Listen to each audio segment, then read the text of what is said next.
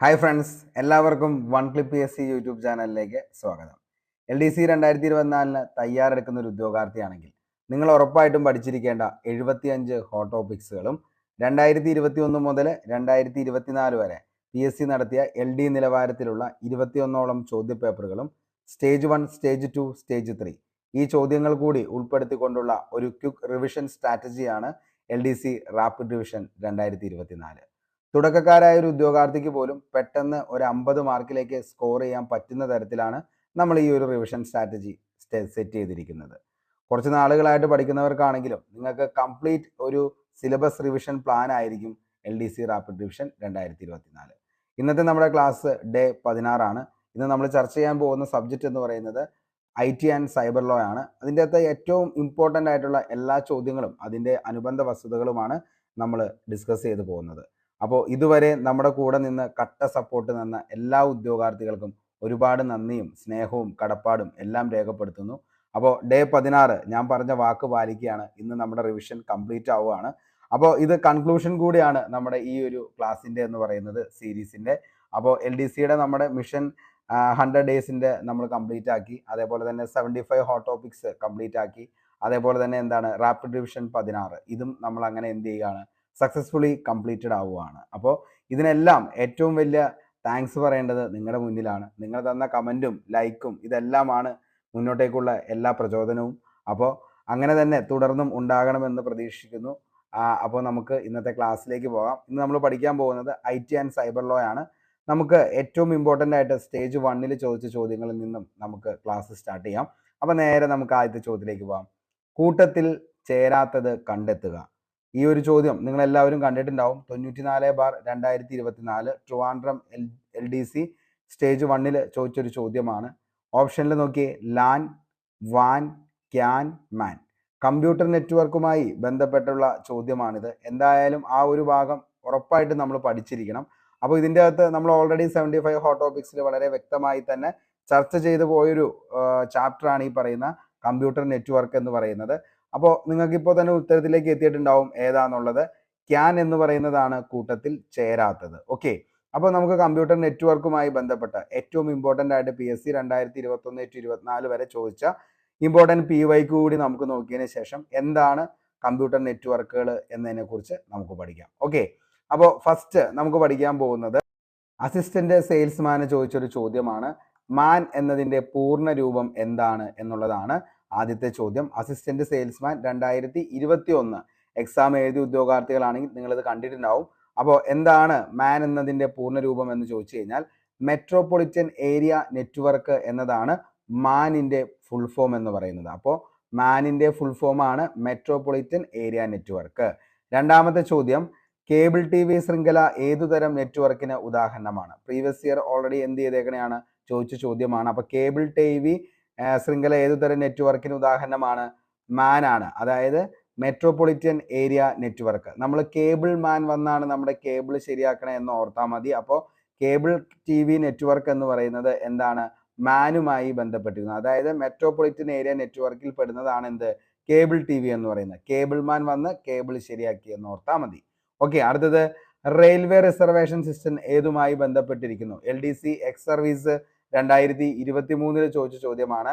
Railway reservation system ഏത് നെറ്റ്വർക്കിന് ഉദാഹരണമാണ്? ഏതാണ്? Wide area network. വാന് ഉദാഹരണമാണ്. റെയിൽവേ റിസർവേഷൻ സിസ്റ്റം എന്ന് പറയുന്നത് വാന് ഉദാഹരണമാണ്. അടുത്തത്, ഒരു മുറിക്കുള്ളിലെ കമ്പ്യൂട്ടറുകളെ പരസ്പരം ബന്ധിക്കുന്ന സംവിധാനമാണ് എന്തെന്ന് പറയുന്നത്? ലാൻ എന്ന് പറയുന്നത്. ഓക്കെ, അപ്പോൾ ഒരു മുറിക്കുള്ളിലെ കമ്പ്യൂട്ടറുകളെ പരസ്പരം ബന്ധിപ്പിക്കുന്ന സംവിധാനത്തിന് പറയുന്ന പേരാണ് ലാൻ, അല്ലെങ്കിൽ ലോക്കൽ ഏരിയ നെറ്റ്വർക്ക് എന്നതാണ് ലാനിൻ്റെ പൂർണ്ണ രൂപം എന്ന് പറയുന്നത്. ഓക്കെ, അപ്പോൾ ലാനിൻ്റെ പൂർണ്ണ രൂപം എന്താ? Local area network. മാനിൻ്റെ പൂർണ്ണ രൂപമാണ് എന്തെന്ന് പറയുന്നത്? മെട്രോപൊളിറ്റൻ ഏരിയ നെറ്റ്വർക്ക് എന്ന് പറയുന്നത്. ഇനി വാനിൻ്റെ ഫുൾ ഫോം ആണ് എന്ത്?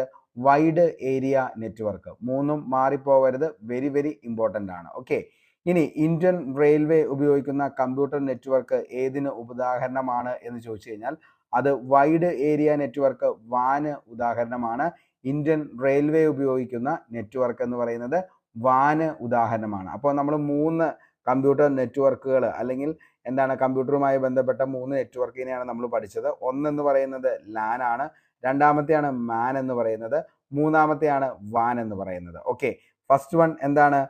അതായത് ലാൻ എന്ന് പറയുന്നത് എന്താണെന്നും മാൻ എന്ന് പറയുന്നത് എന്താണെന്നും അതേപോലെ തന്നെ എന്താണ് ഈ പറയുന്ന വൈഡ് ഏരിയ നെറ്റ്വർക്ക് വാൻ എന്താണെന്ന് നമ്മൾ പഠിച്ചു. ഇനി നമുക്ക് എന്ത് ചെയ്യാം, ഓരോന്നും എന്താണെന്നുള്ളത് നമുക്ക് നോക്കാം. ഒന്നിലധികം കമ്പ്യൂട്ടറുകളെ പരസ്പരം ബന്ധിച്ച് വിവരങ്ങൾ കൈമാറാനായി ഉപയോഗിക്കുന്ന സംവിധാനത്തെയാണ് നമ്മൾ എന്തെന്ന് വിളിക്കുന്നത്? കമ്പ്യൂട്ടർ നെറ്റ്വർക്ക് എന്നതുകൊണ്ട് ഉദ്ദേശിക്കുന്നത്. ഓക്കെ, അപ്പോൾ ഒന്നിലധികം കമ്പ്യൂട്ടറുകളെ പരസ്പരം ബന്ധിപ്പിച്ച് വിവരങ്ങൾ കൈമാറാനായി ഉപയോഗിക്കുന്ന സംവിധാനത്തെയാണ് നമ്മൾ എന്തെന്ന് വിളിക്കുന്നത്? കമ്പ്യൂട്ടർ നെറ്റ്വർക്ക് എന്ന് വിളിക്കുന്നത്. ഓക്കെ, ഇനി കമ്പ്യൂട്ടർ നെറ്റ്വർക്കുകളെ അവ വ്യാപിച്ചു കിടക്കുന്ന ജോഗ്രാഫിക്കൽ ഏരിയയുടെ അടിസ്ഥാനത്തിൽ നമുക്ക് 3ആയിട്ട് തരംതിരിക്കാം. ഓക്കെ, അപ്പോൾ എന്താണ്? കമ്പ്യൂട്ടർ നെറ്റ്വർക്കുകളെ അവ വ്യാപിച്ചു കിടക്കുന്ന ജോഗ്രാഫിക്കൽ ഏരിയയുടെ അടിസ്ഥാനത്തിൽ നമുക്ക് എത്രയായിട്ട് തരംതിരിക്കാം മക്കളെ? 3ആയിട്ട് തരംതിരിക്കാം. ഒന്നാമത്തെയാണ് നമ്മൾ പറഞ്ഞു എന്ത്? ലോക്കൽ ഏരിയ നെറ്റ്വർക്ക് അല്ലെങ്കിൽ ലാൻ എന്ന് പറയുന്നത്. അതായത് ഒരു ചെറിയ പ്രദേശത്തിനുള്ളിൽ ഒരു സാധാരണ സെർവറിലേക്ക് കമ്പ്യൂട്ടറിന്റെ ഇന്റേണൽ കണക്ടിവിറ്റി അറിയപ്പെടുന്നതാണ് ലാൻ എന്ന് പറയുന്നത്. വളരെ ചെറിയ മേഖലയിൽ മാത്രമായി വ്യാപിച്ചു കിടക്കുന്ന കമ്പ്യൂട്ടറിന്റെ നെറ്റ്വർക്കാണ് എന്തെന്ന് പറയുന്നത്? ലാൻ എന്ന് പറയുന്നത്. ഓക്കെ, അപ്പോൾ ഒരു ചെറിയ പ്രദേശത്തിനുള്ളിൽ ഒരു സാധാരണ സെർവറിലേക്ക് കമ്പ്യൂട്ടറിന്റെ ഇന്റേണൽ കണക്ടിവിറ്റി അറിയപ്പെടുന്നതാണ് ഈ പറയുന്ന ലാൻ എന്ന് പറയുന്നത്. അതായത് എന്താണ്? ലോക്കൽ ഏരിയ നെറ്റ്വർക്ക്, വളരെ ചെറിയ മേഖലയിൽ മാത്രമായി വ്യാപിച്ചു കിടക്കുന്ന കമ്പ്യൂട്ടർ നെറ്റ്വർക്കാണ് ലാൻ എന്ന് പറയുന്നത്. അതൊരു കെട്ടിടത്തിലോ ഓഫീസിലോ ഉപയോഗിക്കുന്ന നെറ്റ്വർക്കുകളാണ് എന്തെന്ന് പറയുന്നത്? ലാൻ എന്ന് പറയുന്നത്. അപ്പോൾ കമ്പ്യൂട്ടർ എവിടെയാണ്? ഒരു ഓഫീസിലോ അല്ലെങ്കിൽ ഒരു കെട്ടിടത്തിലോ, കാരണം ഒരു ബിൽഡിങ്ങിലൊക്കെ വേണ്ടി ഉപയോഗിക്കുന്ന ഒരു എന്താണ് കമ്പ്യൂട്ടർ നെറ്റ്വർക്കിനെയാണ് നമ്മൾ എന്തെന്ന് വിളിക്കുന്നത്? ലാൻ എന്ന് പറയുന്നത്. അതായത് ലോക്കൽ ഏരിയ നെറ്റ്വർക്ക് എന്ന പേരിൽ അറിയപ്പെടുന്നത്. ഓക്കെ, രണ്ടാമത്തെ കമ്പ്യൂട്ടർ ശൃംഖലയാണ് വൈഡ് ഏരിയ നെറ്റ്വർക്ക് എന്ന് പറയുന്നത്. അതായത് അതിവിശാലമായ മേഖലയിൽ വ്യാപിച്ചു കിടക്കുന്ന കമ്പ്യൂട്ടർ നെറ്റ്വർക്ക്. ഓക്കെ, അപ്പോൾ അതിവിശാലമായ മേഖലയിൽ വ്യാപിച്ചു കിടക്കുന്ന കമ്പ്യൂട്ടർ നെറ്റ്വർക്കുകളെയാണ് നമ്മൾ എന്തെന്ന് വിളിക്കുന്നത്? വാൻ എന്നതുകൊണ്ട് ഉദ്ദേശിക്കുന്നത്. വിവിധ രാജ്യങ്ങളെ തമ്മിൽ ബന്ധിപ്പിക്കുന്ന നെറ്റ്വർക്കാണ് വാൻ എന്ന് പറയുന്നത്. വളരെ വേഗത്തിലും കൃത്യതയോടും കൂടിയ ചെലവ് കുറഞ്ഞ രീതിയിൽ വിവരങ്ങൾ കൈമാറാൻ ഉപയോഗിക്കുന്ന നെറ്റ്വർക്കിനെയാണ് നമ്മൾ എന്തെന്ന് വിളിക്കുന്നത്? ഈ പറയുന്ന വൈഡ് ഏരിയ നെറ്റ്വർക്ക് എന്ന് പറയുന്നത്. ഓക്കെ, അപ്പോൾ വിവിധ രാജ്യങ്ങളിൽ തമ്മിൽ ബന്ധിപ്പിക്കുന്ന നെറ്റ്വർക്ക്. ഓക്കെ, അപ്പോൾ ഒരു രാജ്യം അതേപോലെ തന്നെ മറ്റൊരു രാജ്യവുമായിട്ട് ബന്ധിക്കുന്നത് ഏതാണെന്ന് ചോദിച്ചു കഴിഞ്ഞാൽ അത് വൈഡ് ഏരിയ നെറ്റ്വർക്ക് ആണ്. അതേപോലെ തന്നെ വളരെ വേഗതയോടും അതേപോലെ തന്നെ കൃത്യതയോടും കൂടിയ ചിലവ് കുറഞ്ഞ രീതിയിൽ വിവരങ്ങൾ കൈമാറാൻ ഉപയോഗിക്കുന്ന നെറ്റ്വർക്കിനെ നമ്മൾ എന്തെന്ന് വിളിക്കാം? വൈഡ് ഏരിയ നെറ്റ്വർക്ക് എന്ന പേരിൽ അറിയപ്പെടുന്നത്. എക്സാമ്പിൾ എന്തൊക്കെയാണെന്ന് ചോദിച്ചു കഴിഞ്ഞാൽ ഇന്റർനെറ്റ്, ATM ഫെസിലിറ്റി, ഇതെല്ലാം എന്തിന് ഉദാഹരണമാണ്? വൈഡ് ഏരിയ നെറ്റ്വർക്കിന് ഉദാഹരണമാണ്, അല്ലെങ്കിൽ വാന് ഉദാഹരണമാണ്. അപ്പോൾ 3 കമ്പ്യൂട്ടർ ശൃംഖല അടുത്തതാണ് എന്തെന്ന് പറയുന്നത്? മാൻ എന്ന് പറയുന്നത്. അതായത് മെട്രോപൊളിറ്റൻ ഏരിയ നെറ്റ്വർക്കാണ് മാൻ എന്ന് പറയുന്നത്. അതായത് ഒരു നഗരത്തിലെ കുറച്ചു വലിയ മേഖലകളിലെയോ കമ്പ്യൂട്ടറുകളെയോ തമ്മിൽ ബന്ധിപ്പിക്കുന്ന നെറ്റ്വർക്കാണ് മാൻ എന്ന് പറയുന്നത്. കേബിൾ TV നെറ്റ്വർക്കിനായി ഉപയോഗിക്കുന്ന നെറ്റ്വർക്ക് ഏതാണെന്ന് ചോദിച്ചു കഴിഞ്ഞാൽ അത് ഏതാണ്? മാനാണ്. നമ്മൾ കുറച്ചു മുമ്പ് പറഞ്ഞതാണ്. ഓക്കെ, ഇനി എക്സാമ്പിൾ എന്താണെന്ന് ചോദിച്ചാൽ കേബിൾ TV ഓപ്പറേറ്റേഴ്സ് എന്താണെന്ന് ചോദിച്ചു കഴിഞ്ഞാൽ മാൻ നെറ്റ്വർക്കിന് ഉദാഹരണമാണ്. അതായത് ഒരു നഗരത്തിലെ കുറച്ചു മേഖലകളിലെയോ അല്ലെങ്കിൽ കമ്പ്യൂട്ടറുകളെയോ തമ്മിൽ ബന്ധിപ്പിക്കുന്നതാണ് എന്തെന്ന് പറയുന്നത്? മാൻ അല്ലെങ്കിൽ മെട്രോപൊളിറ്റൻ ഏരിയ നെറ്റ്വർക്ക്. ഓക്കെ, അപ്പോൾ ഈ 3ഉമാണ് കമ്പ്യൂട്ടർ നെറ്റ്വർക്കുകൾ എന്ന് പറയുന്നത്. അപ്പോൾ ഒന്ന് നമ്മൾ പറഞ്ഞു, ലാൻ എന്ന് പറയുന്നത് ലോക്കൽ ഏരിയ നെറ്റ്വർക്ക്, ഒരു കെട്ടിടത്തിലോ അല്ലെങ്കിൽ എന്താണ് ഒരു ഓഫീസിലോ മാത്രം ഒതുങ്ങി നിൽക്കുന്നവയാണ് എന്തെന്ന് പറയുന്നത്? ലാൻ എന്ന് പറയുന്ന ലോക്കൽ ഏരിയ നെറ്റ്വർക്ക്. രണ്ടാമത്തെ നമ്മൾ പറഞ്ഞ ഏതാണ്? വാൻ ആണ് പറഞ്ഞത്. വാൻ എന്ന് പറയുന്നത് എന്താണ്? വൈഡ് ഏരിയ നെറ്റ്വർക്ക് എന്ന് പറയുന്നത്. വളരെ സ്പീഡായിരിക്കും. അതേപോലെ എന്താണ്? ഒരു രാജ്യങ്ങളെയോ അല്ലെങ്കിൽ എന്താണ് മറ്റു രാജ്യങ്ങളെയൊക്കെ തമ്മിൽ ഒരു രാജ്യത്തെ ബന്ധിപ്പിക്കുന്ന തരം നെറ്റ്വർക്ക് ഏതാണെന്ന് ചോദിച്ചു കഴിഞ്ഞാൽ അതാണ് എന്തെന്ന് പറയുന്നത്? Wide area network. നമ്മുടെ ഇന്റർനെറ്റ് ഫെസിലിറ്റി, ATM ഫെസിലിറ്റി, ഇതൊക്കെ എന്താണ്?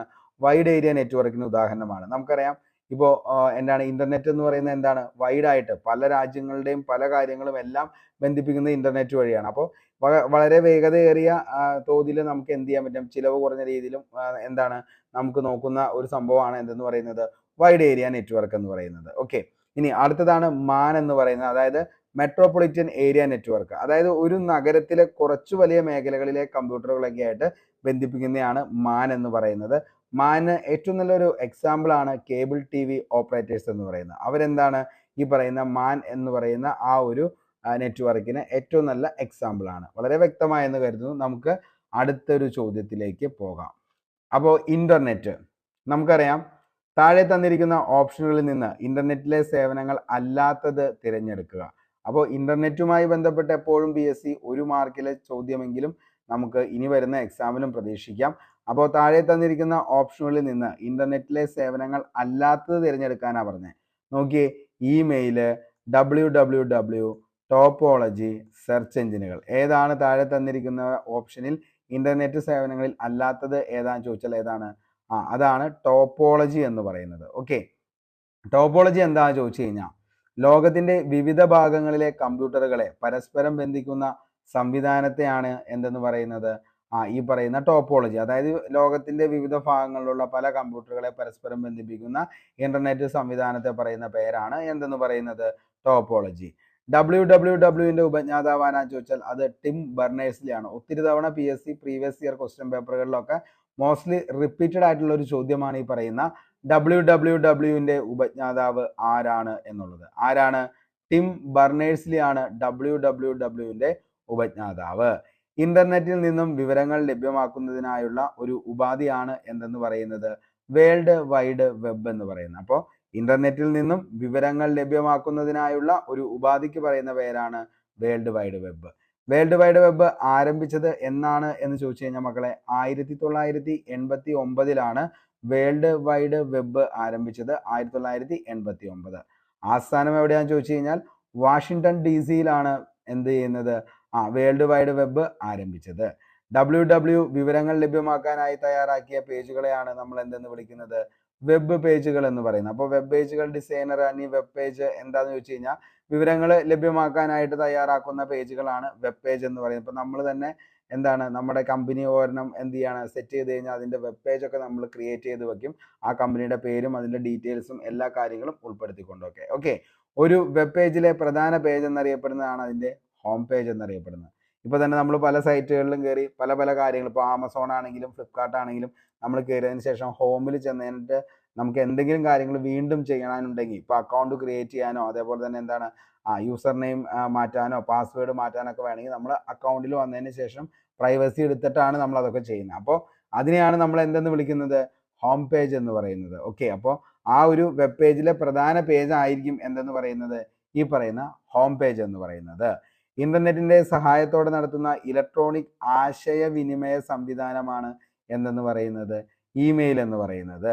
ഇമെയിലിന്റെ പിതാവ് ആരാന്ന് ചോദിച്ചാൽ റേ ടോമിൽസൺ. ഒത്തിരി തവണ PSC ചോദിച്ച ചോദ്യമാണ് ഈ പറയുന്ന താഴെ പറയുന്നവയിൽ എന്തിന്റെ പിതാവാണ് റേ ടോമിൽസൺ എന്ന് ചോദിച്ചു കഴിഞ്ഞാൽ എന്തിന്റെയാണ്?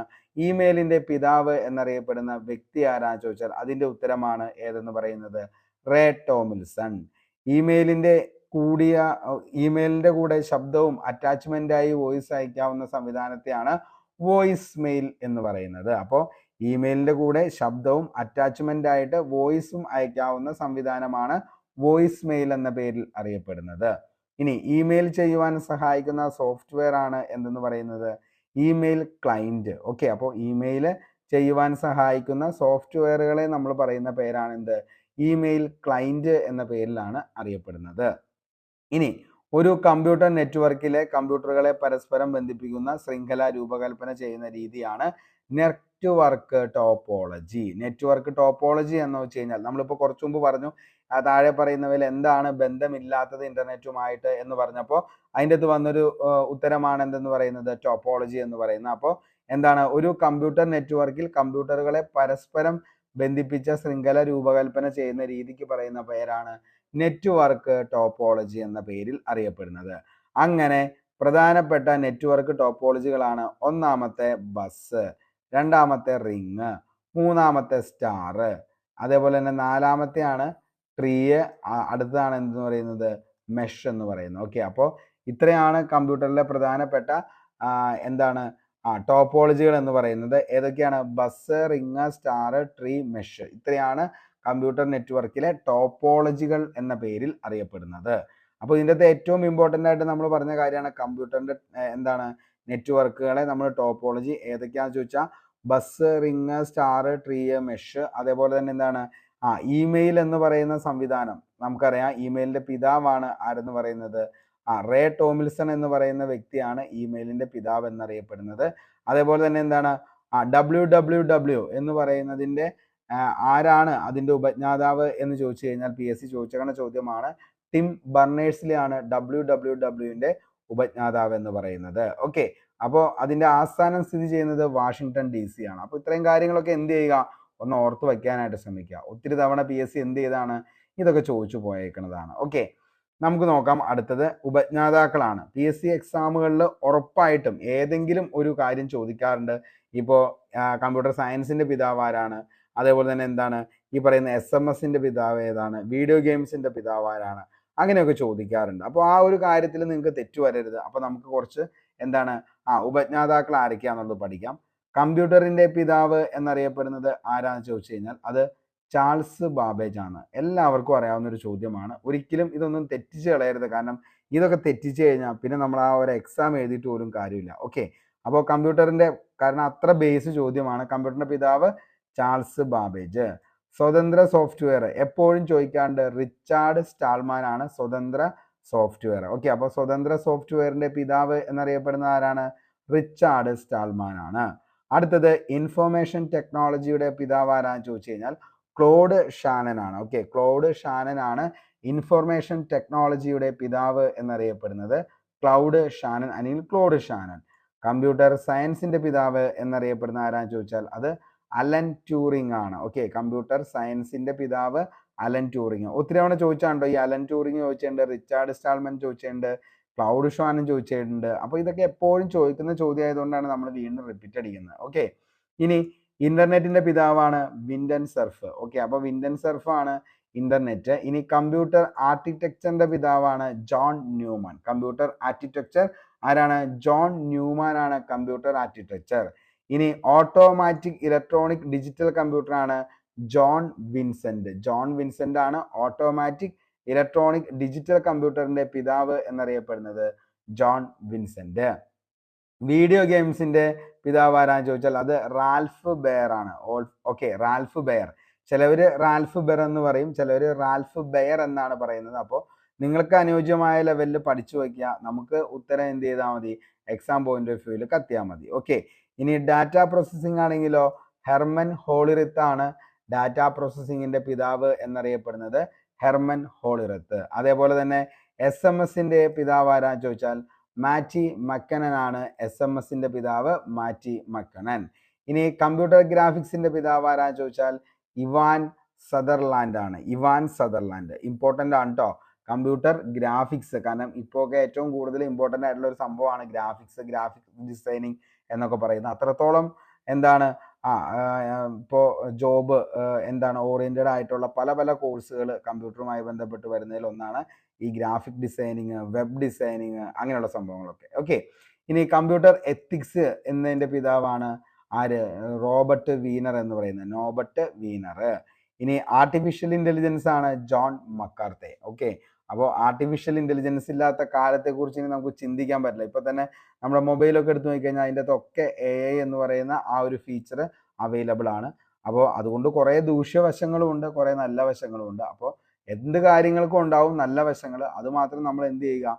നമ്മൾ അഡോപ്റ്റ് ചെയ്യുക, ബാക്കിയുള്ള എന്ത് ചെയ്യുക? റിജക്ട് ചെയ്ത് വിട്ടേക്കുക. ഓക്കെ, ഇനി അൽജിബ്ര മുഹമ്മദ് ഇവൻ മുസ അൽ ഖാരിസ്മി ആണ് എന്ത് അൽജിബ്ര കണ്ടുപിടിച്ചത്. ഇനി അല്ലെങ്കിൽ അൽജിബ്രയുടെ പിതാവ് എന്നറിയപ്പെടുന്നത്. ഇനി വോളിയൻ അൽജിബ്ര ആണെങ്കിലോ ജോർജ് ബുള്ളാണ് വോളിയൻ അൽജിബ്ര. അപ്പോൾ വോളിയൻ അൽജിബ്ര ആരാ? ജോർജ് ബുള്ളാണ്. ഇനി പേഴ്സണൽ കമ്പ്യൂട്ടർ ആരാന്ന് ചോദിച്ചു കഴിഞ്ഞാൽ ആരാണ്? ഹെൻറി എഡ്വേർഡ് റോബോട്ട് ആണ് എന്ത് personal computer. Henry Edward robot ആണ് പേഴ്സണൽ കമ്പ്യൂട്ടർ. ഇനി ആപ്പിളിന്റെ പിതാവ് ആരാന്ന് ചോദിച്ചാൽ നമുക്ക് പറയേണ്ട കാര്യമില്ല, ആരാണ്? സ്റ്റീവ് ജോബ്സ് ആണ് ആപ്പിൾ എന്ന് പറയുന്ന കമ്പനിയുടെ പിതാവ്. ജാവയുടെ പിതാവാണ് ജെയിംസ് ഹേ ഗ്ലോസിംഗ്. ഓക്കെ, അപ്പോൾ ജെയിംസ് എ ഗ്ലോസിംഗ് ആണ് ജാവയുടെ പിതാവ് എന്നറിയപ്പെടുന്നത്. ജെയിംസ് എ ഗ്ലോസിംഗ് ആണ്. ഇമ്പോർട്ടൻ്റ് ആണ്, നിലവിൽ എന്ത് ചെയ്തേക്കുന്നതാണ്, ചോദിച്ചേക്കുന്നതാണ്. ഓക്കെ, നമുക്ക് ഇതിൻ്റെ അകത്തെന്ന് പറഞ്ഞു കഴിഞ്ഞാൽ ഏറ്റവും ഇമ്പോർട്ടൻ്റ് ആയിട്ടുള്ളത് നമുക്ക് ഓർത്തിരിക്കാനുള്ളത് ഈ പറയുന്ന സ്വതന്ത്ര സോഫ്റ്റ്വെയർ ഒന്ന് ഓർത്തു വെച്ചോ, ഇമ്പോർട്ടൻ്റ് ആണ്, ചോദിക്കാൻ ചാൻസ് ഉണ്ട്. അതേപോലെ തന്നെ ഇന്റർനെറ്റിന്റെ പിതാവ് വിൻഡൻ സർഫ് ചോദിക്കാൻ ചാൻസ് ഉണ്ട്. അതേപോലെ തന്നെ video games Ralph Baer chance ഉള്ള കാര്യമാണ്.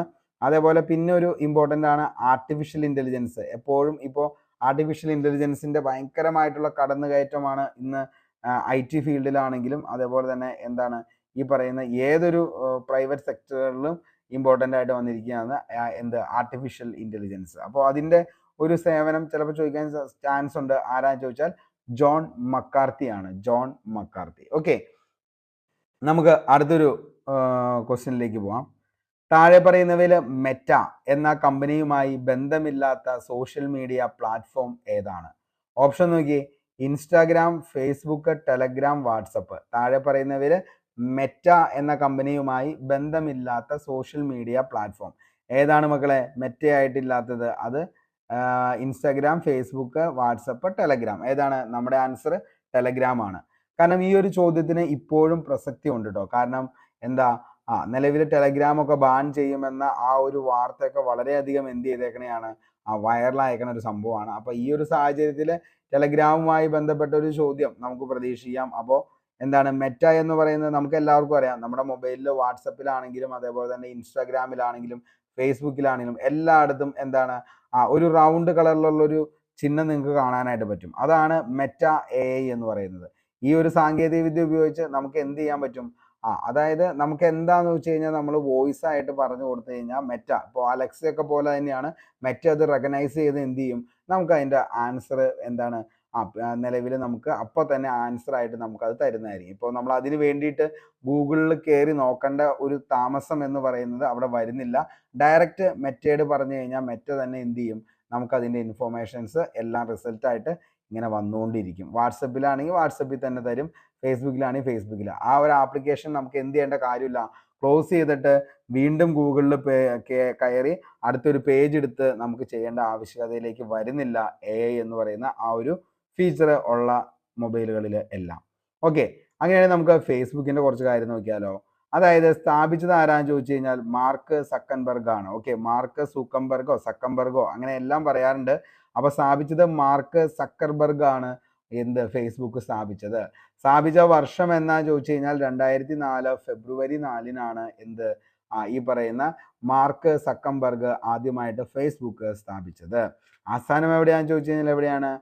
അത് മെല്ലോ പാർക്ക് കാലിഫോർണിയ ആണ് എന്തെന്ന് പറയുന്നത്, ആസ്ഥാനം എന്ന് പറയുന്നത്. ഇമ്പോർട്ടൻ്റ് ആണ്, സ്ഥാപിച്ചത് എന്നാണ് 2004 ഫെബ്രുവരി 4. ഓക്കെ, അടുത്തത് ഇൻസ്റ്റാഗ്രാം. ഇന്ന് യുവാക്കൾ ഏറ്റവും കൂടുതൽ റീൽസും കാര്യങ്ങളൊക്കെ ആയിട്ട് ഏറ്റവും കൂടുതൽ നമ്മളൊക്കെ ആണെങ്കിലും അത് എന്താണ് സമയം കളയാനായിട്ട് നമ്മൾ കയറുന്നതാണ് ഈ പറയുന്ന ഇൻസ്റ്റാഗ്രാം എന്ന് പറയുന്നത്. നെറ്റ് തീർന്നാലാണ് പിന്നെ മൊബൈൽ നിലത്ത് വയ്ക്കത്തുള്ളൂ. അത്രത്തോളം എന്താണ് നമ്മളെന്താണ് ഒരു എൻജോയ്മെന്റ് അല്ലെങ്കിൽ എന്റർടൈൻമെന്റ് മൂഡിലേക്ക് കൊണ്ടുപോകാൻ പറ്റുന്ന സോഷ്യൽ മീഡിയ പ്ലാറ്റ്ഫോം ഒക്കെയാണ് ഈ പറയുന്ന ഫേസ്ബുക്ക്, ഇൻസ്റ്റാഗ്രാം, വാട്സപ്പ്, ലിങ്ക്ഡിൻ അങ്ങനെയുള്ള സാധനങ്ങളൊക്കെ. ഓക്കെ, അപ്പോൾ സ്ഥാപിച്ചത് ആരാന്ന് വെച്ച് കഴിഞ്ഞാൽ കെവിൻ സിസ്റ്റോം, മൈക്ക് ക്രിഗറുമാണ് എന്ത് ഈ പറയുന്ന ഇൻസ്റ്റാഗ്രാം എന്ന് പറയുന്ന ആ ഒരു സംഭവം സ്ഥാപിച്ച വർഷം എന്നാന്ന് ചോദിച്ചാൽ മക്കളെ അത് 2010 ഒക്ടോബർ 6-നാണ് ഇൻസ്റ്റാഗ്രാം ആദ്യമായിട്ട് നിലവിൽ വന്നത്. 2010 ഒക്ടോബർ 6.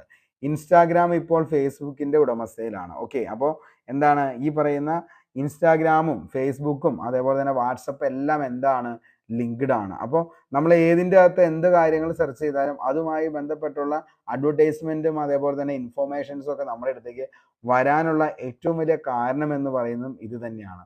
ഓരോ ആപ്ലിക്കേഷനിലും നമ്മൾ എന്താണ് രജിസ്റ്റർ ചെയ്ത് അതിൻ്റെ OTP നമുക്ക് വരുമ്പോഴും നമ്മുടെ പേഴ്സണൽ ഡീറ്റെയിൽസ് എല്ലാം ആരുടെ കയ്യിലേക്ക് വരികയാണ്, ഇവരുടെ കയ്യിലേക്ക് വരികയാണ്. പിന്നെ നമുക്ക് എന്തൊക്കെയാണ് നമ്മൾ സെർച്ച് ചെയ്യണത്, ആ സെർച്ച് എഞ്ചിൻ്റെ അകത്ത് വരുന്ന കാര്യങ്ങളൊക്കെ ആയിരിക്കും നമുക്ക് എന്തായിട്ട് ആഡായിട്ട് വരുന്നത്. ഓക്കെ, അപ്പോൾ എന്താണ് കാരണം നമ്മളെ കൊണ്ട് എന്ത് ചെയ്യുക, പർച്ചേസ് ചെയ്യിപ്പിക്കുക, നമ്മുടെ കയ്യിൽ പൈസ കളയുക, അതൊക്കെയാണ് ഇവരുടെ ലക്ഷ്യം എന്ന് പറയുന്നത്. അത് എന്തെങ്കിലും ആയിക്കോട്ടെ. നമുക്ക് അടുത്തൊരു ഇതിലേക്ക് നോക്കാം. ലിങ്ക്ഡിൻ. അതായത് ലിങ്ക്ഡിൻ ഒരു വാണിജ്യ തൊഴിലധിഷ്ഠിത സാമൂഹ്യ മാധ്യമമാണ് ലിങ്ക്ഡിൻ എന്ന് പറയുന്നത്. അതായത് ഒരു നീല കളറിൽ കാണുന്ന ഒരു ആപ്പാണ് ഈ പറയുന്ന ലിങ്ക്ഡിൻ. സ്ഥാപിച്ചതാണെങ്കിലോ 2002 ലിങ്ക്ഡിൻ എന്ന് പറയുന്ന ആപ്പ് സ്ഥാപിക്കുന്നത്. ആസ്ഥാനം സണ്ണിവേൽ, കാലിഫോർണിയ. ആപ്തവാക്യം എന്താണെന്ന് ചോദിച്ചാൽ റിലേഷൻഷിപ്പ് മാറ്റർ എന്നതാണ് എന്തിൻ്റെ ഈ പറയുന്ന ലിങ്ക്ഡിൻ്റെ എന്തെന്ന് പറയുന്നത് ആപ്തവാക്യം എന്ന് പറയുന്നത്. അപ്പോൾ ലിങ്ക്ഡിനിൻ്റെ ആപ്തവാക്യം എന്താണെന്ന് ചോദിച്ചാൽ മക്കളെ എന്താണ്? Relationship matter. ഓക്കെ, എന്നാണ് ലിങ്ക്ഡിൻ സ്ഥാപിച്ചത്? 2002 ആസ്ഥാനം സണ്ണിവേൽ, കാലിഫോർണിയ. ഓർത്തു വെച്ചോ, 1 മാർക്ക് ഷുവർ ആണ്. അടുത്താണ് യൂട്യൂബ്. ഇപ്പൊ നമ്മൾ കണ്ടുകൊണ്ടിരിക്കുന്നത് യൂട്യൂബിലാണ്. അപ്പൊ എന്താണ് യൂട്യൂബ്? ഒരു വീഡിയോ ഷെയറിംഗ് വെബ്സൈറ്റ് ആണ് യൂട്യൂബ് എന്ന് പറയുന്നത്. ഓക്കെ, ഇപ്പൊ യൂട്യൂബിലാണെങ്കിൽ നമ്മൾ എന്താണ് വീഡിയോസുകൾ കാണാൻ വേണ്ടിയിട്ടാണ് മെയിൻ ആയിട്ട് എന്ത് ചെയ്യുന്നത്, യൂട്യൂബ് ഉപയോഗിക്കുന്നത്. അതേപോലെ തന്നെ പല വീഡിയോസുകൾ ഷെയർ ചെയ്യാനൊക്കെ വേണ്ടിയിട്ടാണ് യൂട്യൂബ് എന്ന് പറയുന്ന ഒരു സംഭവം വരുന്നത്. സ്ഥാപിച്ച വർഷം 2005 ഫെബ്രുവരി 14 എന്ത് ചെയ്യുന്നത്, ഈ പറയുന്ന യൂട്യൂബ് സ്ഥാപിക്കുന്നത്. 2005 ഫെബ്രുവരി 14. ആസ്ഥാനം San Bruno, California, USA. Okay, അപ്പൊ ആസ്ഥാനം എവിടെയാ? സാൻ ബ്രൂണോ, കാലിഫോർണിയ, USA ആണ് എന്തിന്റെ? യൂട്യൂബിന്റെ ആസ്ഥാനം എന്ന് പറയുന്നത്. അപ്പൊ യൂട്യൂബിന്റെ ആസ്ഥാനം എവിടെയാണെന്ന് ചോദിച്ചാൽ മക്കളെ എവിടെയാണ് സ്ഥിതി ചെയ്യുന്നത്? അത് സാൻ ബ്രൂണോ, കാലിഫോർണിയ, USA. ഇനി സ്ഥാപിച്ചത് ആരാന്ന് ചോദിച്ചാൽ ചാഡ് ഹാളി, അതേപോലെ തന്നെ സ്റ്റീവ് ചെന്ന്, ജാവേദ് കരീം. 3 പേർ കൂടിയിട്ടാണ് ശരിക്കും യൂട്യൂബ് എന്ത് ചെയ്യുന്നത്, സ്ഥാപിക്കുന്നത്. അപ്പോൾ ആരൊക്കെ കൂടിയാന്ന് ചോദിച്ചു കഴിഞ്ഞാൽ ആരൊക്കെയാ? ചാഡ് ഹാർലി, സ്റ്റീവ് ചെന്ന്, ജാവേദ് കരീം. ഈ 3 പേർ ചേർന്നാണ് എന്ത് സ്ഥാപിക്കുന്നത്? യൂട്യൂബ് എന്ന് പറയുന്നത്. യൂട്യൂബ് എന്ന് പറയുന്ന സോഷ്യൽ കമ്മ്യൂണിറ്റി അല്ലെങ്കിൽ സോഷ്യൽ എന്താണ് മീഡിയ പ്ലാറ്റ്ഫോം ആയിട്ടുള്ള യൂട്യൂബ് സ്ഥാപിക്കുന്നത്. ആരൊക്കെയാണ് സ്ഥാപിച്ചത്? ചാഡ് ഹാർലി, സ്റ്റീവ് ചെന്ന്, ജാവേദ് കരീം. അപ്പോൾ ഇത്രയും കാര്യങ്ങൾ ഇതുമായി ബന്ധപ്പെട്ട, അതായത് സോഷ്യൽ മീഡിയയിൽ ഈ കാര്യങ്ങൾ, അതായത് ഫേസ്ബുക്ക് എന്താണെന്നുള്ളത്, അതേപോലെ തന്നെ ഫേസ്ബുക്ക് എന്നാണ് നിലവിൽ വന്നതെന്നുള്ളത് നോക്കുക. അതേപോലെ തന്നെ ഇൻസ്റ്റാഗ്രാം 2010 അതേപോലെ തന്നെ എന്താണ് ഈ പറയുന്ന ലിങ്ക്ഡിൻ 2002, യൂട്യൂബ് എന്ന് പറയുന്നത് 2005 ചിലപ്പോൾ നമുക്ക് എന്ത് ചെയ്യാം, 1 മാർക്ക് ഈ ഒരു ഭാഗത്തു നിന്നും പ്രതീക്ഷിക്കാം. അടുത്തത് ബൈറ്റ് എന്താണെന്ന് ചോദിച്ചു കഴിഞ്ഞാൽ കിലോബൈറ്റ്, മെഗാബൈറ്റ്. അടുത്തത് ഏതാണെന്ന് വെച്ചാൽ ബൈറ്റ്, കിലോബൈറ്റ്, മെഗാബൈറ്റ്. അടുത്തത് എന്താണെന്ന് അറിഞ്ഞിട്ടാണ് അടുത്തതിലേക്ക് പോകുന്നത്. അപ്പോൾ പെറ്റാബൈറ്റ് ആണോ, സെറ്റാബൈറ്റ് ആണോ, നാനോബൈറ്റ് ആണോ? നമുക്ക് നേരെ ഉത്തരത്തിലേക്ക് പോകാം. ഗിഗാബൈറ്റ് ആണ് എന്തെന്ന് പറയുന്നത് അടുത്തൊരു ഓപ്ഷൻ, അല്ല അടുത്ത ആൻസർ എന്ന് പറയുന്നത്. അപ്പോൾ ചെറുത് മുതൽ വലുത് വരെയാണ് ഈ പോകുന്നത്. ഓക്കെ, അപ്പോൾ ആദ്യത്തെയാണ് ഏറ്റവും ചെറുത് ബൈറ്റ്. അത് കഴിഞ്ഞാൽ പിന്നെ എന്താണ് കിലോ ബൈറ്റിലേക്ക് മാറും. നമ്മുടെ ഇപ്പോൾ മൊബൈലൊക്കെ നിങ്ങൾ യൂസ് ചെയ്യുന്ന ആൾക്കാരൊക്കെ ആണെങ്കിൽ മൊബൈലിൻ്റെ മുകളിലായിട്ട് നമ്മൾ അതിൻ്റെ എന്താണ് നിലവിൽ മറ്റേ ഡേറ്റ ഇങ്ങോട്ടേക്ക് വരുന്ന ആ ഒരു സ്പീഡൊക്കെ ഇടാനായിട്ട് നമ്മൾ ഇട്ടിട്ടുണ്ടെങ്കിൽ, ഡേറ്റ നോട്ടിഫിക്കേഷൻ ഇട്ടിട്ടുണ്ടെങ്കിൽ അതിൻ്റെ അടുത്ത് നമുക്ക് കാണാൻ പറ്റും എത്രയാണ് 544 കിലോബൈറ്റ്, അല്ലെങ്കിൽ 1 MB, 2 MB, 1 GB. 1 GB എന്നൊന്നും വരാൻ സാധ്യത കുറവാണ്.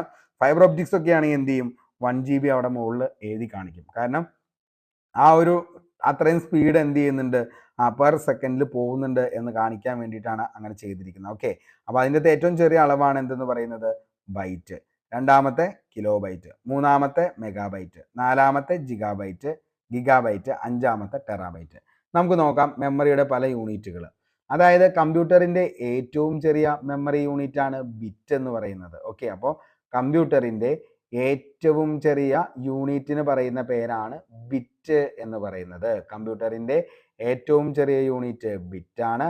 ഹാഫ് ബൈറ്റ് എന്ന് പറയുന്നത് എത്രയാണെന്ന് ചോദിച്ചാൽ 1 നിബിളിനെയാണ് എന്തെന്ന് പറയുന്നത്, ഹാഫ് ബൈറ്റ് എന്ന് പറയുന്നത് 1 നിബിളാണ്. കമ്പ്യൂട്ടർ പ്രോസസ്സ് ചെയ്യാൻ കഴിയുന്ന ഏറ്റവും ചെറിയ യൂണിറ്റ് ആണ് ബിറ്റ്. അപ്പോൾ കമ്പ്യൂട്ടറിനെ പ്രോസസ്സ് ചെയ്യാൻ വേണ്ടി കഴിയുന്ന ഏറ്റവും ചെറിയ യൂണിറ്റ് ആണ് എന്തെന്ന് പറയുന്നത് ബിറ്റ് എന്ന പേരിൽ അറിയപ്പെടുന്നത്. അപ്പോൾ കമ്പ്യൂട്ടറിന് പ്രോസസ്സിങ് ചെയ്യാൻ കഴിയുന്ന ഏറ്റവും ചെറിയ യൂണിറ്റ് ആണ് ബിറ്റ് എന്ന് പറയുന്നത്. ഓക്കെ, ഇനി ബൈനറി ഡിജിറ്റ് 1 ബിറ്റ്, 4 ബിറ്റ് എന്ന് പറയുന്നതാണ് 1 നിബിൾ എന്ന് പറയുന്നത്. ഓക്കെ, ഇമ്പോർട്ടൻ്റ് ആണ്. 4 ബിറ്റ് 1 നിബിള്. 8 ബിറ്റ് ആണ് 1 ബൈറ്റ് എന്ന് പറയുന്നത്. 8 ബിറ്റ് 1 ബൈറ്റ്. 16 ബിറ്റ്സ് ആണ് 1 വേർഡ് എന്ന് പറയുന്നത്. Okay, 16 bits 1 word. 1024 ബൈറ്റ്സ് അതാണ് 1 കിലോ ബൈറ്റ്, 1 KB എന്ന് പറയുന്നത്. പണ്ടൊക്കെ നമ്മൾ എന്താണ് KB-യും MB-യും GB-യും വരെയൊക്കെ ഉണ്ടായിരുന്നുള്ളൂ. ഇപ്പോഴാണ് എന്തിലേക്ക് പോയത്, TB PB-യിലേക്കൊക്കെ പോയത്. കാരണം അത്രത്തോളം ഡെവലപ്ഡ് ആയി നമ്മുടെ നെറ്റിൻ്റെ സ്പീഡ്, ഫൈബർ ഒപ്റ്റിക്സ് ഇതിൻ്റെ ഒക്കെ കടന്നുകയറ്റമാണ് ശരിക്കും പറഞ്ഞാൽ നെറ്റിൻ്റെ സ്പീഡ് അത്രയും കൂടുതലായത്. അതേപോലെ തന്നെ ജിയോ 5G എന്ന് പറയുന്ന അതൊക്കെ വന്നതോടുകൂടിയാണ് സ്പീഡ് എന്ന് പറയുന്നത്, ജിയോ 4G, ജിയോ 5G ഒക്കെ വന്നതോടുകൂടിയാണ് അത്രയും അധികം സ്പീഡിലേക്ക് ഇൻ്റർനെറ്റ് എന്ന് പറയുന്ന ആ ഒരു സംഭവം കൊണ്ടുപോയത്. ഓക്കെ, ഇനി അടുത്തത് 1024 കിലോബൈറ്റ് ആണ് ഒരു മെഗാബൈറ്റ് അല്ലെങ്കിൽ ഒരു MB എന്ന് പറയുന്നത്. ഓക്കെ, ഇനി 1024 മെഗാബൈറ്റ് ആണ് ഒരു ജിഗാബൈറ്റ്.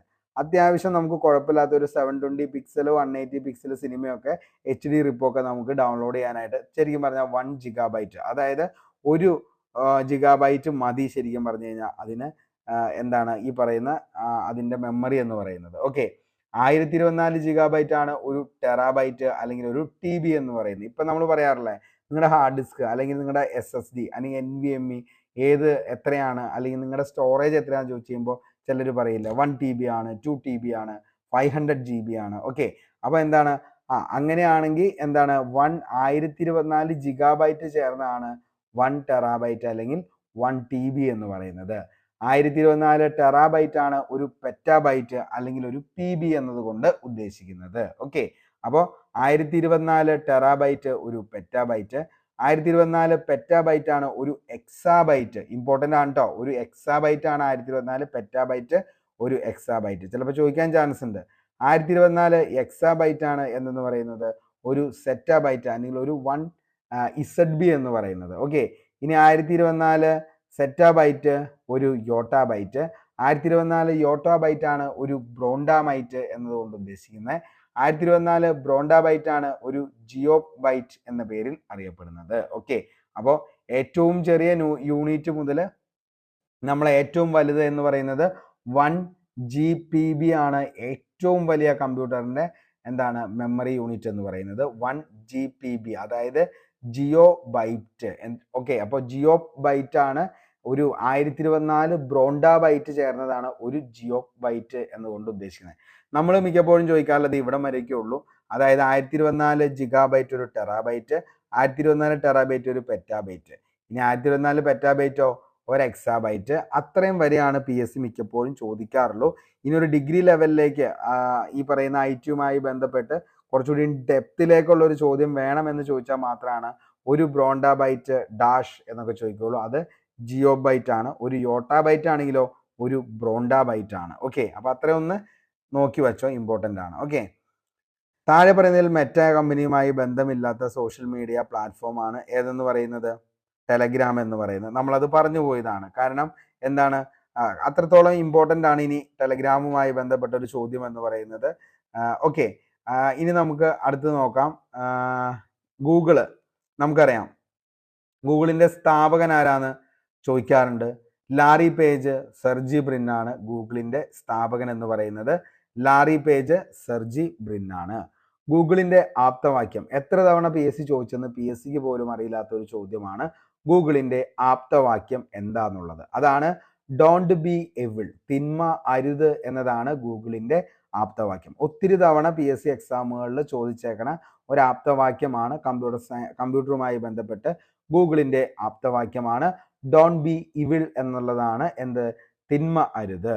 ഗൂഗിൾ ആരംഭിച്ച വർഷമാണെങ്കിലോ 1998 ഗൂഗിൾ ആരംഭിക്കുന്നത്. ഓക്കെ, അപ്പോൾ ഗൂഗിൾ ആരംഭിച്ച വർഷം എന്ന 1998. നിലവിലെ ഗൂഗിളിൻ്റെ ആസ്ഥാനമാണ് എന്ത്, mountain view California USA. Okay, അപ്പോൾ മൗണ്ടൻ വ്യൂ കാലിഫോർണിയ USA ആണ് നിലവിലെ ഗൂഗിളിൻ്റെ ആസ്ഥാനം.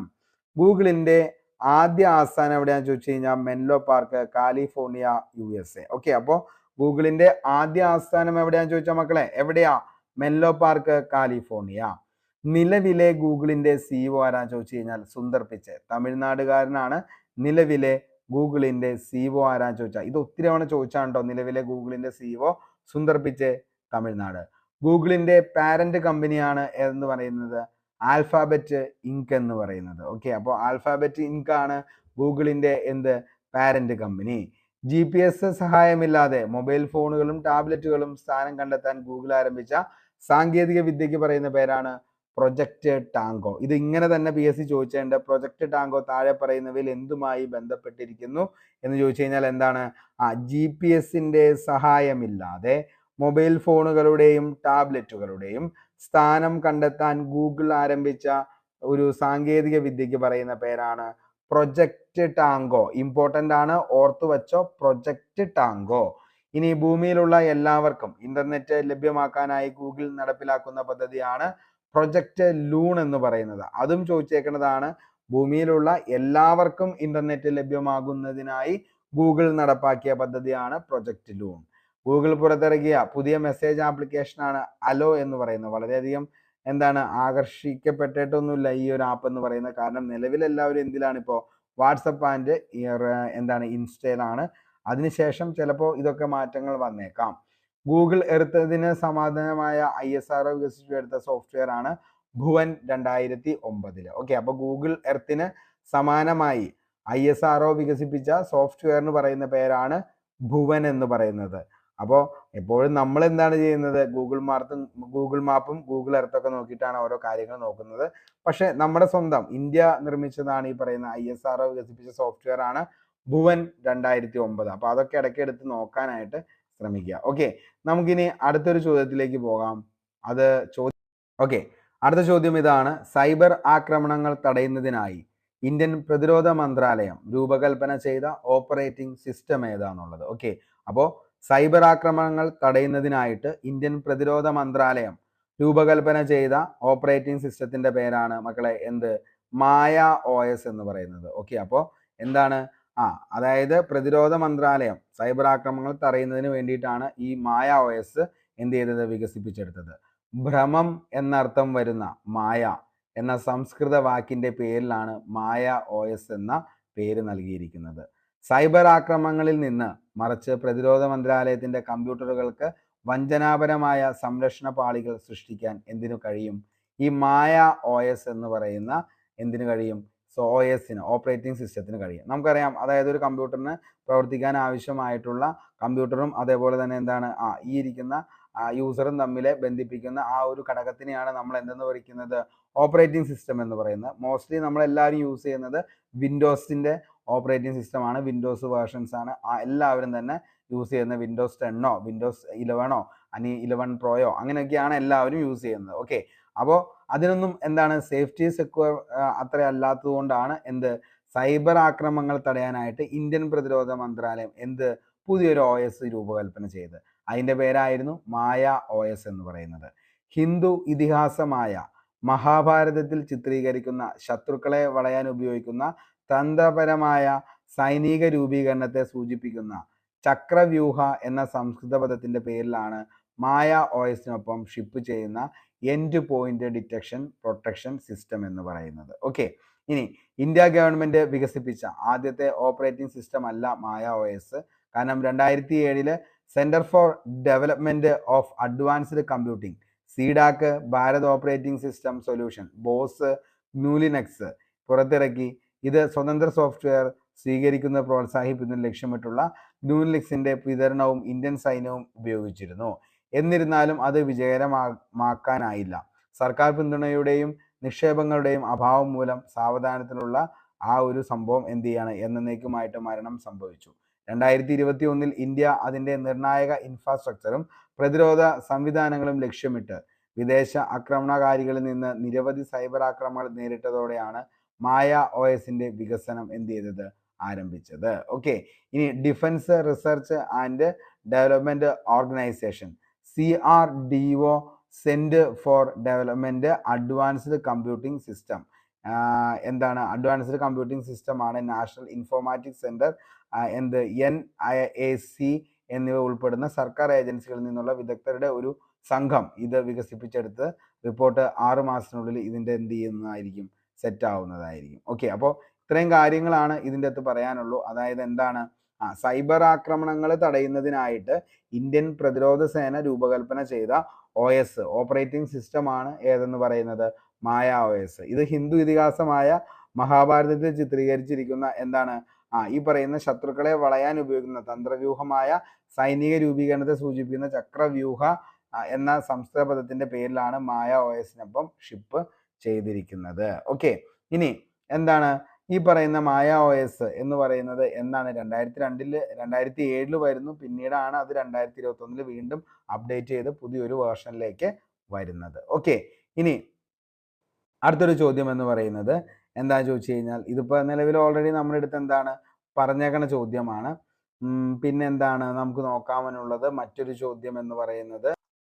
അടുത്ത ചോദ്യമാണ് തന്നിരിക്കുന്ന സോഫ്റ്റ്വെയറുകളും അത് ഉണ്ടാക്കിയ കമ്പനിയും ശ്രദ്ധിക്കുക. ഓക്കെ, അണ്ട് അതിൻ്റെ അകത്ത് ചേരാത്തത് തിരഞ്ഞെടുക്കുക എന്നുള്ളതാണ്. എഡ്ജ് എന്ന് പറയുന്നത് ഏതിൻ്റെയാണെന്ന് ചോദിച്ചു കഴിഞ്ഞാൽ അത് മൈക്രോസോഫ്റ്റിൻ്റെ ആണ്. അതേപോലെ ഫോട്ടോഷോപ്പ് എന്ന് പറയുന്നത് ഏതിൻ്റെയാണെന്ന് നോക്കുക. അതേപോലെ തന്നെ മാക്ക് ഓപ്പറേറ്റിംഗ് സിസ്റ്റം ഏതിൻ്റെയാണെന്ന് ചോദിച്ചാൽ അത് ആപ്പിൾ ആണ്. ആൻഡ്രോയിഡ് എന്ന് പറയുന്നത് OS ആരുടെയാണെന്ന് ചോദിച്ചു കഴിഞ്ഞാൽ അത് ആരുടെയാണ്? ഗൂഗിളിൻ്റെയാണ്. ഓക്കെ, അങ്ങനെയാണെങ്കിൽ ഫോട്ടോഷോപ്പ് എന്ന് പറയുന്നത് താഴെ പറയുന്നതിൽ ഏത് കമ്പനിയുടെയാണ് ഫോട്ടോഷോപ്പ്? ഓക്കെ, അപ്പോൾ ഇതിൻ്റെ അകത്ത് എന്താണ് നിലവിൽ തെറ്റായ പ്രസ്താവന എന്ന് പറയുന്നത് ഫോട്ടോഷോപ്പ് ആണ്. ഫോട്ടോഷോപ്പ് അഡോബിൻ്റെ ആണ്. നമുക്കറിയാം അഡോബ് എന്ന് പറയുന്ന സോഫ്റ്റ്വെയർ നിലവിൽ അവരുടെ തന്നെ ആണ് ഈ പറയുന്ന ഫോട്ടോഷോപ്പ്. അതേപോലെ തന്നെ എന്താണ് അഡോബ് പ്രീമിയർ, അതേപോലെ തന്നെ എന്താണ് അഡോബ് ഇല്ലസ്ട്രേറ്റർ. അങ്ങനെ അഡോബിൻ്റെ സീരീസിൽ പെട്ട ഈ അഡോബിൻ്റെ തന്നെ പാക്കേജിൽ വരുന്നതാണ് ഈ പറയുന്ന അഡോബ് ഫോട്ടോഷോപ്പ് എന്ന് പറയുന്നത്. ഇപ്പോൾ നമ്മൾ തന്നെ എന്താണ് നമ്മുടെ തമ്പനയിൽ എല്ലാം ക്രിയേറ്റ് ചെയ്യുന്നതിൻ്റെ അകത്ത് തന്നെയാണ് ഈ പറയുന്ന അഡോബ് ഫോട്ടോഷോപ്പ് എന്ന് പറയുന്നതിൻ്റെ അകത്താണ് തമ്പനയിൽ ക്രിയേറ്റ് ചെയ്യുന്നത്.